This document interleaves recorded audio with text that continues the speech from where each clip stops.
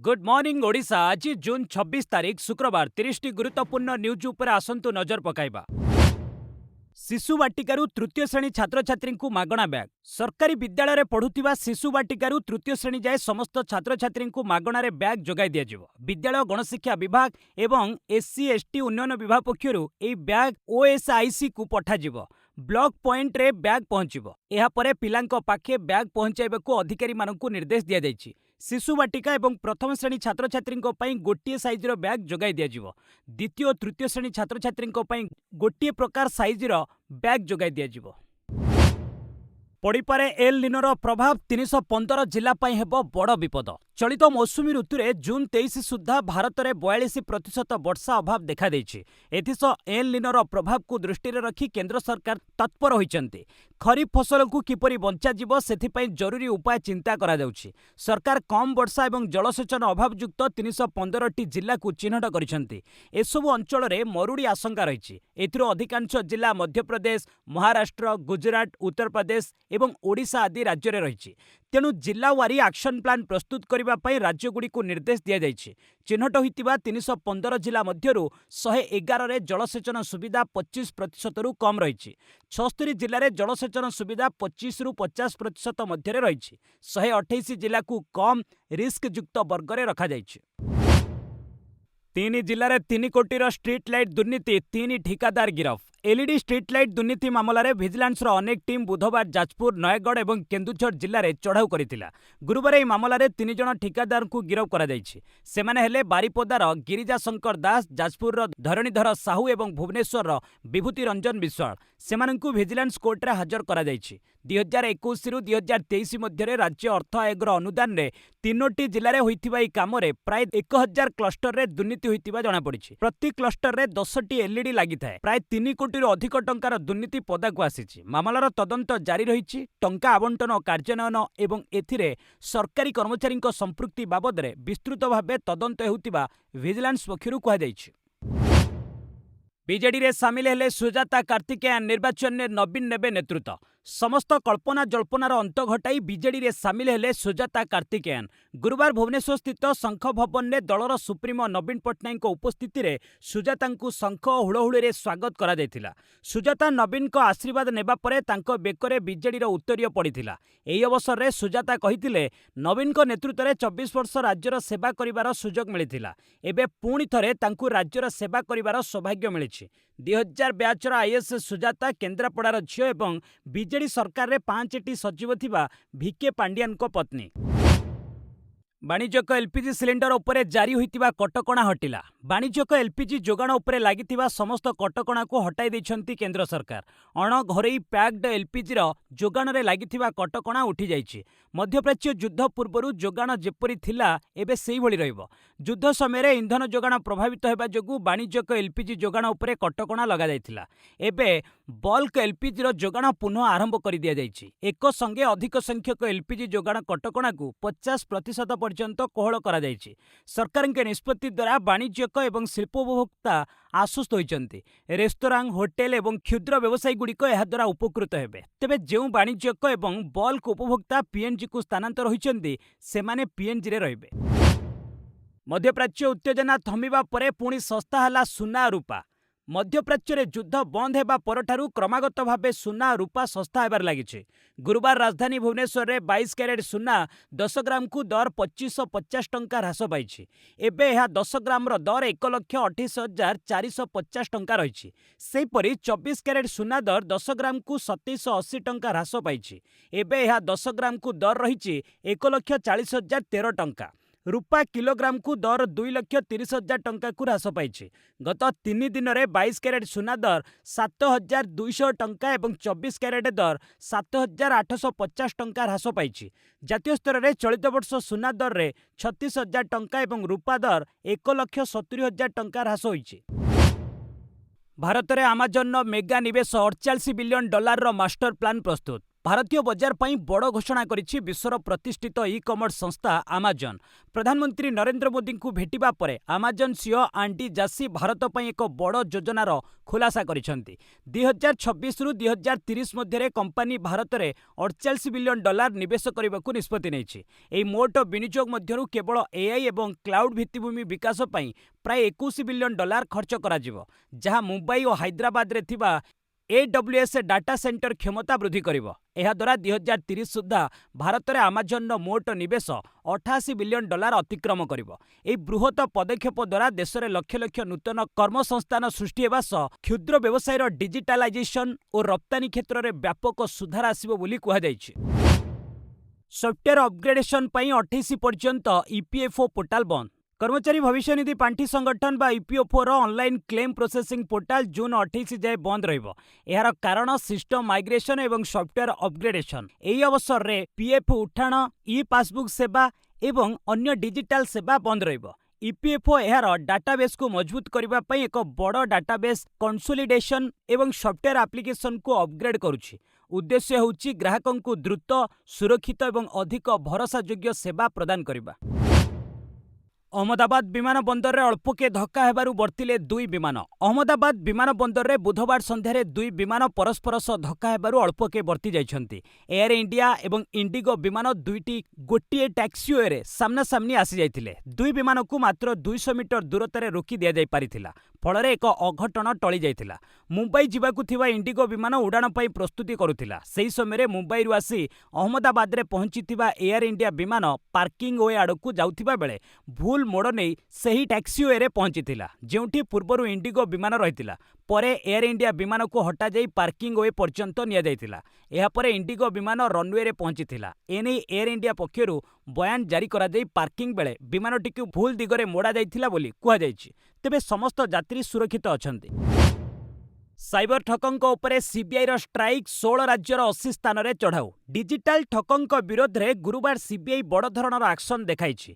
Operation चक्र अधीन रे सीबीआई 16टी राज्यर 80टी सहर रे एककालीन चढ़ाऊ करिछि। एथिपई सीबीआई 60टी स्वतंत्र टीम गठन करिछि। साइबर ठकंक मूल ढांचा को ध्वंस करबा दिगरे एही कार्यानुष्ठान होइछि। ओडिशा, पंजाब, गुजरात, दिल्ली, महाराष्ट्र, हरियाणा, तमिलनाडु, तेलंगाना, आंध्र प्रदेश, उत्तर प्रदेश, मध्य प्रदेश, राजस्थान, आसाम, पश्चिमबंग, मणिपुर एवं कर्णाटक रे चढ़ाऊ होइछि। विगत दिन में देश में होइतिबा 200 रु अधिक डिजिटल अरेस्ट घटना रे ठाब होइतिबा नेटवर्क उपरे सीबीआई ए हमला करितिला। चढ़ाऊ बेले अनेक जाल कंपनी एवं बेआईन बैंक अकाउंट ठाब करा जाइछि। जबत होइतिबा अनेक डिजिटल डॉक्यूमेंट जांच करा जाइछि।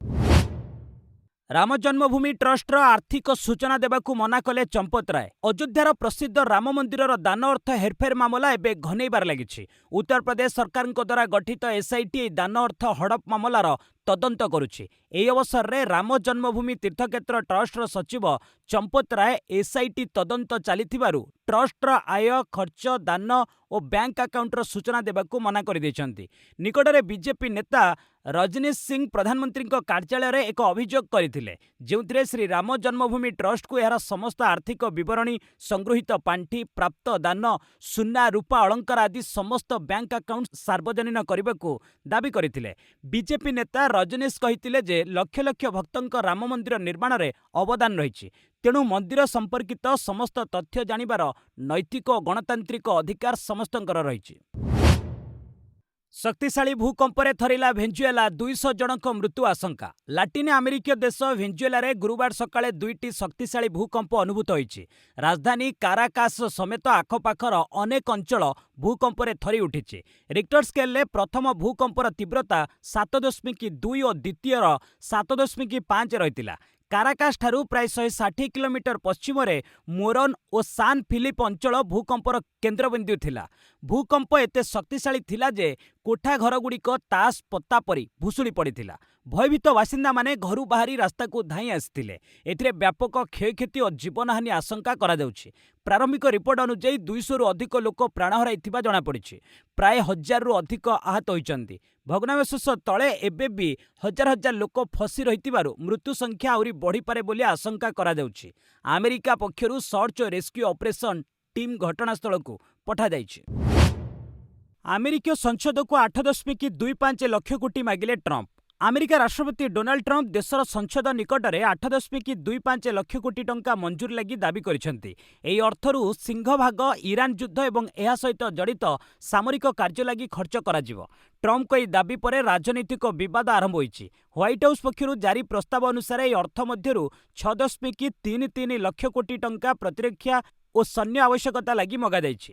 ଗତ ବର୍ଷ ମଞ୍ଜୁର କରାଯାଇଥିବା $1 ଟ୍ରିଲିୟନ ଏବଂ ଆଗାମୀ ଆର୍ଥିକ ବର୍ଷ ପାଇଁ ମଗାଯାଇଥିବା $1.5 ଟ୍ରିଲିୟନ ଅର୍ଥକୁ ଛାଡ଼ି ଏହି 8.25 ଲକ୍ଷ କୋଟି ଟଙ୍କା ଅତିରିକ୍ତ ଭାବେ ମଗାଯାଇଛି।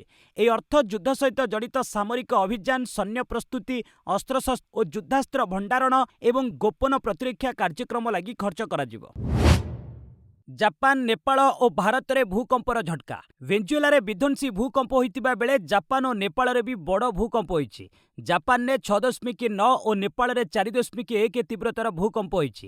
ତେବେ କୌଣସି ସୁନାମି ସତର୍କତା ଦିଆଯାଇନାହିଁ। ରାଜଧାନୀ ଟୋକିଓରେ ବି ଏହା ଅନୁଭୂତ ହୋଇଥିଲା। ଭୂକମ୍ପର କେନ୍ଦ୍ରସ୍ଥଳ ହୋନ୍ସୁ ଦ୍ୱୀପର ଇୱାତେ ପ୍ରଦେଶ ନିକଟରେ ଭୂମିଠାରୁ 50 କିଲୋମିଟର ଗଭୀରତାରେ ଥିଲା। ପଶ୍ଚିମ ନେପାଳର ଜୁମ୍ଲାରେ ଗୁରୁବାର ଭୋର ସମୟରେ ମଧ୍ୟ ଭୂକମ୍ପ ହୋଇଥିଲା। ସକାଳ 5:36ରେ 4.1 ତୀବ୍ରତାର ଭୂକମ୍ପ ହୋଇଥିଲା। ଏହାର କେନ୍ଦ୍ରସ୍ଥଳ ରାଜଧାନୀ କାଠମାଣ୍ଡୁଠାରୁ ପ୍ରାୟ 700 କିଲୋମିଟର ପଶ୍ଚିମରେ ଜୁମ୍ଲା ଜିଲ୍ଲା ଥିଲା। ଏଥିରେ କୌଣସି କ୍ଷୟକ୍ଷତି ହୋଇନାହିଁ। ଭାରତ, ଜମ୍ମୁ କାଶ୍ମୀର ଏବଂ ଆସାମର ଅନେକ ଅଞ୍ଚଳରେ ବି ଭୂକମ୍ପର ଝଟକା ଅନୁଭୂତ ହୋଇଛି। ମୁଖ୍ୟମନ୍ତ୍ରୀ ବିଜୟଙ୍କ ବିରୁଦ୍ଧରେ ଅପମାନଜନକ ମନ୍ତବ୍ୟ ପଡ଼ିଲା ମହଙ୍ଗା। ପୂର୍ବତନ ଡିଏମ୍କେ ମନ୍ତ୍ରୀ ଅନିତାଙ୍କ ବିରୋଧରେ ମାମଲା। ଅଡୁଆରେ ପଡ଼ିଛନ୍ତି ତାମିଲନାଡୁର ପୂର୍ବତନ ମନ୍ତ୍ରୀ ତଥା ବରିଷ୍ଠ ଡିଏମ୍କେ ନେତା ଅନିତ ରାଧାକୃଷ୍ଣନ୍। ଏକ ସାର୍ବଜନୀନ କାର୍ଯ୍ୟକ୍ରମରେ ତାମିଲନାଡୁ ମୁଖ୍ୟମନ୍ତ୍ରୀ ଶ୍ରୀ ଜୋସେଫ ବିଜୟଙ୍କ ବିରୋଧରେ ଅପମାନଜନକ ମନ୍ତବ୍ୟ ଦେବା ଅନିତଙ୍କ ପାଇଁ ମହଙ୍ଗା ପଡ଼ିଛି। ଏହି ଘଟଣାରେ ତାମିଲନାଡୁ ପୋଲିସ ଅନିତଙ୍କ ବିରୋଧରେ ଏକ ମାମଲା ରୁଜୁ କରିଛି। ଗତ 20 ତାରିଖରେ ଅଥୁରରେ ଏକ କାର୍ଯ୍ୟକ୍ରମରେ ଅନିତ ଅତିଥି ଭାବେ ଯୋଗ ଦେଇଥିଲେ। ଏହି ଅବସରରେ ଅନିତ ମୁଖ୍ୟମନ୍ତ୍ରୀଙ୍କ ସିନେମାରୁ ରାଜନୀତିକୁ ତାଙ୍କ ଯାତ୍ରାକୁ ନେଇ ଉପହାସ କରିଥିଲେ। ଏପରିକି କିଛି ଅପମାନଜନକ ମନ୍ତବ୍ୟ ଦେଇଥିଲେ। ଏହାକୁ ନେଇ ଅଥୁର ପୋଲିସ ପକ୍ଷରୁ 2ଟି ଧାରାରେ ଅନିତଙ୍କ ବିରୋଧରେ ମାମଲା ରୁଜୁ କରାଯାଇଛି। ବିହାର ସରକାରଙ୍କ ବଡ଼ ନିଷ୍ପତ୍ତି, ନିଲମ୍ବନରେ ଥିବା ରାଜସ୍ୱ ଅଧିକାରୀ ମଧ୍ୟ କରିବେ କାମ। ବିହାର ସରକାର ରାଜସ୍ୱ ଓ ଭୂମି ସଂସ୍କାର ବିଭାଗର ଦୁର୍ନୀତିଗ୍ରସ୍ତ ଅଧିକାରୀଙ୍କ ଉପରେ କଠୋର ଆଭିମୁଖ୍ୟ ଗ୍ରହଣ କରିଛନ୍ତି। ଦୁର୍ନୀତିଗ୍ରସ୍ତ ଅଧିକାରୀଙ୍କୁ ନିଲମ୍ବିତ କରାଯିବା ସହ ସେମାନଙ୍କ ବିରୋଧରେ ଚାର୍ଜସିଟ୍ ଜାରି କରାଯାଇଛି। ଏଥିସହ ବିଭାଗର ନିଲମ୍ବିତ ଅଧିକାରୀମାନଙ୍କ ପାଇଁ ସରକାର ଏକ ନୂତନ ନିର୍ଦ୍ଦେଶ ଜାରି କରିଛନ୍ତି, ଯେଉଁଥିରେ କୁହାଯାଇଛି ଯେ ନିଲମ୍ବିତ ଅଧିକାରୀମାନଙ୍କୁ ଆଉ ଘରେ ବସିବାକୁ ଅନୁମତି ଦିଆଯିବ ନାହିଁ। ନିଲମ୍ବିତ ରାଜସ୍ୱ ଅଧିକାରୀମାନଙ୍କୁ ନିଲମ୍ବନ ଅବଧି ମଧ୍ୟରେ ଜମି ସର୍ଭେ କାର୍ଯ୍ୟରେ ନିୟୋଜିତ କରାଯିବ। ପୂର୍ବରୁ ଏନେଇ କିନ୍ତୁ ଭିନ୍ନ ନିୟମ ଥିଲା। ନିଲମ୍ବିତ ରାଜସ୍ୱ ଅଧିକାରୀମାନେ ମୁଖ୍ୟାଳୟରେ ଉପସ୍ଥିତ ରହି ଅଧା ଦରମା ପାଉଥିଲେ। କିନ୍ତୁ ବିଭାଗ ଏବେ ଏହି ନିୟମକୁ ନିଷେଧ କରିଛି, ଯାହାଫଳରେ ନିଲମ୍ବନ ସମୟରେ ରାଜସ୍ୱ ଅଧିକାରୀମାନେ ଆଉ ଘରେ ବସି ମାଗଣାରେ ଦରମା ପାଇପାରିବେ ନାହିଁ। ସେମାନେ ଏହି ନିଲମ୍ବନ ଅବଧି ମଧ୍ୟରେ କାମ କରିବାକୁ ବାଧ୍ୟ। ଉଦ୍ଧବ ଠାକରେଙ୍କ ବୈଠକରୁ 23 ବିଧାୟକ ଗାଏବ, ମେଣ୍ଟରେ ଶରଦ ପାୱାର ଅନୁପସ୍ଥିତ। ମହାରାଷ୍ଟ୍ର ରାଜନୀତିରେ ଗୋଟିଏ ପରେ ଗୋଟିଏ ଝଡ଼ ଦେଖିବାକୁ ମିଳୁଛି। ମହାବିକାଶ ଅଘାଡ଼ି ମେଣ୍ଟରେ ମଧ୍ୟ କିଛି ଠିକ୍ ନଥିବା ଜଣାପଡ଼ୁଛି। ମେଣ୍ଟ ପକ୍ଷରୁ ବୁଧବାର ରାତିରେ ଏକ ବୈଠକ ଆହ୍ୱାନ କରାଯାଇଥିଲା। ବୈଠକରେ ଉଦ୍ଧବ ଠାକରେଙ୍କ ଶିବସେନାର 60 ବିଧାୟକଙ୍କ ମଧ୍ୟରୁ 23 ଜଣଙ୍କ ଦର୍ଶନ ମିଳିନଥିଲା। ଏପରିକି ଏନ୍ସିପିର ମୁଖିଆ ଶରଦ ପାୱାର ଏବଂ ବରିଷ୍ଠ ନେତା ଜୟନ୍ତ ପାଟିଲଙ୍କୁ ମଧ୍ୟ ବୈଠକରେ ଦେଖିବାକୁ ମିଳିନଥିଲା। ନିକଟରେ ଉଦ୍ଧବଙ୍କ ଗୋଷ୍ଠୀର 6 ଜଣ ସାଂସଦ ଏକନାଥ ସିନ୍ଧେଙ୍କ ଗୋଷ୍ଠୀରେ ସାମିଲ ହୋଇଥିଲେ। ଏବେ ଏତେ ସଂଖ୍ୟକ ବିଧାୟକଙ୍କ ଅନୁପସ୍ଥିତି ଉଦ୍ଧବଙ୍କ ଶିବସେନାରେ ପୁଣି ଥରେ ବିଭାଜନକୁ ସୂଚାଉଛି ବୋଲି ରାଜନୀତିକ ସମୀକ୍ଷକମାନେ କହିଛନ୍ତି। ସେହିପରି ମହାବିକାଶ ଅଘାଡ଼ି ମେଣ୍ଟ 2019ରେ ଗଠିତ ହୋଇଥିଲା। 7 ବର୍ଷ ପରେ ଏବେ ଏହି ମେଣ୍ଟର ଅସ୍ତିତ୍ୱ ଉପରେ ବଡ଼ ପ୍ରଶ୍ନବାଚୀ ସୃଷ୍ଟି ହୋଇଛି। ଶିବରାଜ ସିଂଙ୍କ ପୁଅଙ୍କ ଦ୍ୱାରା ଦାୟର ମାନହାନି ମାମଲାରେ କୋର୍ଟରେ ଦୁଃଖ ପ୍ରକାଶ କଲେ ରାହୁଲ। ବରିଷ୍ଠ କଂଗ୍ରେସ ନେତା ରାହୁଲ ଗାନ୍ଧୀ ମଧ୍ୟପ୍ରଦେଶ ହାଇକୋର୍ଟରେ ଏକ ଆବେଦନ ଦାଖଲ କରିଛନ୍ତି, ଯେଉଁଥିରେ କେନ୍ଦ୍ରମନ୍ତ୍ରୀ ଶିବରାଜ ସିଂ ଚୌହାନଙ୍କ ପୁଅ କାର୍ତ୍ତିକେୟଙ୍କ ଦ୍ୱାରା ଦାୟର ଏକ ମାନହାନି ମାମଲାର ଶୁଣାଣି କୋର୍ଟରେ ଚାଲିଛି। ଏହି ଘଟଣାରେ ରାହୁଲ ତାଙ୍କ ବୟାନ ପାଇଁ ଦୁଃଖ ପ୍ରକାଶ କରି ଏକ ଲିଖିତ ଆବେଦନ ଦାଖଲ କରିଛନ୍ତି, ଯେଉଁଥିରେ ରାହୁଲ କହିଛନ୍ତି ଯେ ଏହି ବୟାନ ଭୁଲ ବୁଝାମଣା ଅଧୀନରେ ଦିଆଯାଇଥିଲା। ଏହି ମାନହାନି ଘଟଣା 8 ବର୍ଷ ତଳର। 2018ରେ ଝାବୁଆରେ ଏକ ନିର୍ବାଚନ ରାଲିରେ ରାହୁଲ ଏକ ମନ୍ତବ୍ୟ ଦେଇଥିଲେ, ଯେଉଁଥିରେ ଶିବରାଜଙ୍କ ପୁଅ କାର୍ତ୍ତିକେୟଙ୍କ ନାମ ନେଇ ରାହୁଲ ପାନାମା ପେପର୍ସ ଲିକ୍ ବିଷୟରେ ଉଲ୍ଲେଖ କରିଥିଲେ, ଯାହାକୁ ନେଇ ସେ ସମୟରେ କାର୍ତ୍ତିକେୟ ଭୋପାଳର ଏକ ସ୍ୱତନ୍ତ୍ର ସାଂସଦ ବିଧାୟକ ଅଦାଲତରେ ରାହୁଲଙ୍କ ନାମରେ ମାନହାନି ମାମଲା ରୁଜୁ କରିଥିଲେ। ରାହୁଲଙ୍କ ଏହି ମନ୍ତବ୍ୟ ଦ୍ୱାରା ତାଙ୍କ ଭାବମୂର୍ତ୍ତିରେ କ୍ଷତି ପହଞ୍ଚିଥିବା କାର୍ତ୍ତିକେୟ ଅଭିଯୋଗ ଆଣିଥିଲେ। ଜମ୍ମୁ କାଶ୍ମୀରରେ ପୁଲିସକୁ ଆକ୍ରମଣ ଘଟଣାରେ 40 ଯବାନଙ୍କ ନାମରେ ମାମଲା। जम्मू कश्मीर किश्तवाड़ जिले में पुलिस को आक्रमण और थाना भंगारुजा अभियोग में 40 जन जवान विरोध में मामला होईछि। एमानक मध्य अछंती जड़े कमांडिंग ऑफिसर और जड़े मेजर। किछि दिन तले पादर अंचल में ट्राफिक नियम उल्लंघन अभियोग में जड़े सेना अधिकारी गाड़ी पुलिस जबत करथिला। एहा परे किजाई स्थित 17 राष्ट्रीय राइफल्स कैंपर प्राय 30 रु 40 जवान मेजर विकास शर्मा एवं नायब सुबेदार शंकर गुरखे नेतृत्व में पाचेरी डेई औथली थाना रे पशिथिले। आक्रमण में एसडीपीओ विजय कुमार भगत एवं एसपीओ सुरेश कुमार समेत अन्य केतक पुलिस आहत होइचंती। एथिसह किश्तवाड़ सहकारी आंचलिक परिवहन अधिकारी एवं तांको सुरक्षाकर्मी को भी माड़ करा जायछि। तेणु आक्रमणकारी जवान मानक विरोध में पुलिस मामला रुजु करिछि।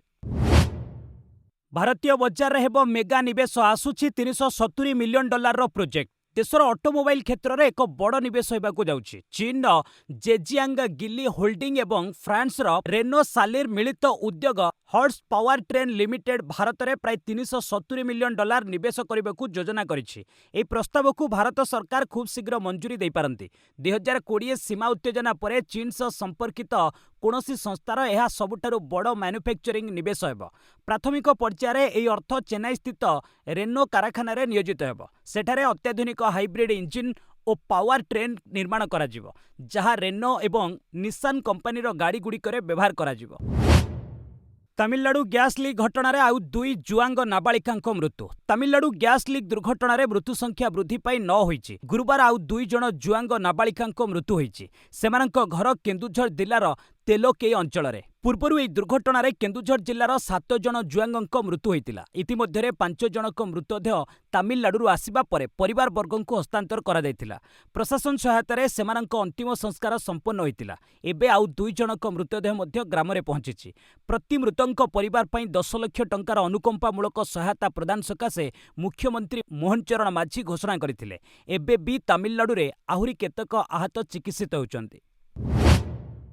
दिन में हरमुज प्रणाली पार है 70 जहाज। शांति बुझाणा स्वाक्षर पर हरमुज प्रणाली धीरे धीरे स्वाभाविक होबार लगी। वाणिज्यिक जहाज चलाचल बढ़ी। मेराइनी डाटा फार्म केप्लर सूचना अनुसार बुधवार 70टी जहाज हरमुज पार करिसेंती, जहाँकि गत मार्च 1 तारिख पर गोटे दिन में सर्वाधिक। हरमुज पार करिथिबा एसबु जहाज मध्य गैस, तैल, सार और अन्यान्य सामग्री रहिथिबा जहाज सामिल अछि। गत सप्ताह 125टी जहाज अतिक्रम करथिले। ता पूर्व सप्ताह मात्र 33 जहाज हरमुज पार करथिले। युद्ध परठारु 30टी भारतीय जहाज हरमुज अतिक्रम करिछि। सेथिरु मार्च 1 रु जून 17 मध्य 19 एवं शांति बुझाणा पर अन्य 11टी जहाज रही। एही 30टी जाक जहाज भारत में पहुंची सारी। भारत आसुथिबा आहुरी 26टी जहाज हरमुजर पश्चिमांचल पारस्य उपसागर में अटकी रही।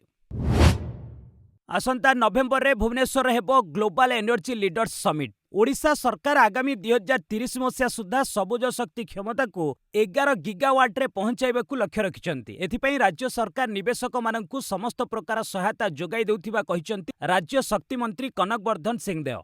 राज्य में वार्षिक 3.5 न्यूटन टन क्षमतार ग्रीन हाइड्रोजेन एवं ग्रीन आमोनिया उत्पादन हेबाकू जाउछि। शक्ति क्षेत्र में 2 लाख कोटी प्रकल्प को मंजूरी मिली। विद्युत संचारण भित्तिभूमि क्षेत्र में 30,000 कोटी टंका निवेश हेबो बोली आशा रखा जाइछि। विद्युत बंटन और संचारण भित्तिभूमि को सुदृढ़ करबा पई 4,500 कोटी टंका निवेश करा जिवो। आसंता नवेम्बर रे भुवनेश्वर रे हेबो ग्लोबल एनर्जी लीडर्स समिट 2026 अनुष्ठित हेबो बोली श्री सिंहदेव कहिसंती। अनिमेष कुज्जुर को एसीय क्रीड़ा योग्यता। तारका स्पिंटर अनिमेष कुज्जुर आगामी एसीय क्रीड़ा को योग्यता अर्जन करिसेंती। कलिंग स्टेडियम रे चलीथिबा 65तम अंतरराज्य एथलेटिक्स चैंपियनशिप रो पुरुष 200 मीटर रे स्वर्ण पदक जीति अनिमेष एही सफलता पाइछंती। गुरुवार रात्रि अनुष्ठित पुरुष एही रेस को अनिमेष 20.74 सेकेंड रे फिनिश करी पोडियम रो प्रथम स्थान रे रहिथिले। ओडिशार अन्यतम धावक दंडपति जयराम 20.97 और केरलर जिष्णु प्रसाद 21.18 यथाक्रमे रौप्य और कांस्य पदक जीतिछंती।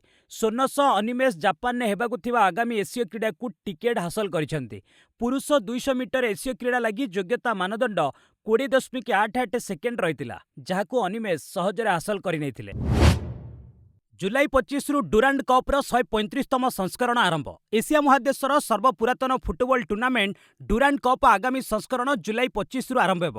यह टूर्नामेंटर 135तम संस्करण हेब। अगस्ट 23 तारिख पर्यंत चलिबाकु थिबा ई सम्मानजनक टूर्नामेंट रे एथर 24 दल अंशग्रहण करिवे, जेउथिरे 2टी विदेशी दल भाग नेबे। टूर्नामेंटर मैच गुड़िक 5टी सहर कोलकाता, रांची, गुवाहाटी, इम्फाल और शिलंग रे अनुष्ठित हेब। प्रथम थर लगी रांची डुरांड कप आयोजन करिवार सौभाग्य लाभ करिछि। नॉर्थ ईस्ट यूनाइटेड एफसी वर्तमान डुरांड कप चैंपियन रहिछि। गत वर्ष फाइनल ले नॉर्थ ईस्ट 6-1 गोल ले डायमंड हार्बर दल को परास्त करी टाइटल जीतिथिला। आईसीसी महिला टी20 विश्वकप प्रथम दल भाबे सेमीरे इंग्लैंड। आयोजक इंग्लैंड प्रथम दल भाबे चलित महिला टी20 विश्वकप्र सेमिफाइनाल में प्रवेश करिछि। गतकाली राति रे अनुष्ठित ग्रुप बी एक मैच रे इंग्लैंड 38 रन ने 2 थरर चैंपियन वेस्टइंडीज को परास्त करिथिला। ऐतिहासिक लॉर्ड्स ग्राउंड रे अनुष्ठित ई मैच रे बैटिंग आमंत्रण पाई इंग्लैंड 7 विकेट रे 186 रन करिथिला। ओपनर डानिएल ओएट सर्वाधिक 65 और हेथर नाइट 43 रन पाଳି खेलिथिले। जवाब रे वेस्टइंडीज 5 विकेट रे 148 रन करबाकू समर्थ होइतिला। चिनेली हेनरी 30 बॉल ले 51 रन करी शेष पर्यंत अपराजित रहिथिले मध्य दल को जिताई पारि नथिले। विजयी इंग्लैंड दलर अधिनायिका चार्लोटे डीन सर्वाधिक 2टी विकेट हासिल करथिले। चतुर्थ मैच रु चतुर्थ विजय सह इंग्लैंड 8 पॉइंट पाई ग्रुप शीर्ष रे रही सेमी रे स्थान पक्का करिछि। आजिठू भारत आयरलैंड टी20 सीरीज रेकर्ड अपेक्षा सूर्यवंशी। घरे आयरलैंड और भारत मध्य टी20 सीरीज शुक्रवार ठारू आरंभ होगाकू जाउछि। बेलफास्टर स्टमोंट क्रिकेट ग्राउंड रे संध्या 6टारे मैच आरंभ हेब। प्रथम थर पई भारत श्रेयस आयर को अधिनायकत्व रे खेलिबो। सूर्यकुमार यादव को स्थान रे से टी20 दलर अधिनायक नियुक्त होइचंती। तेबे भारतीय सीनियर दल रे प्रथम थर सुजोग पाइथिबा युव ओपनर वैभव सूर्यवंशी उपरे समस्तक नजर रही। जदि प्रथम टी20 रे से स्थान पाती तेबे अंतर्जातीय क्रिकेट खेलिबारे सर्वकनिष्ठ भारतीय हेबे। 1999 रे सचिन तेंदुलकर 16 वर्ष 205 दिन बयस रे पाकिस्तान विपक्ष रे खेली ए रेकर्डर अधिकारी रहिचंती। तेबे सूर्यवंशी को चूड़ांत एकादश रे स्थान देबा टीम मैनेजमेंट पई सबुठारु बड़ चैलेंज रही। जदि वैभव को ओपनर भाबे सामिल करा जाए तेबे सैमसन किंबा अभिषेक को निम्न क्रम रे बैटिंग करबाकू पड़िबो, नचेत दलरू बाद दियाजिबो।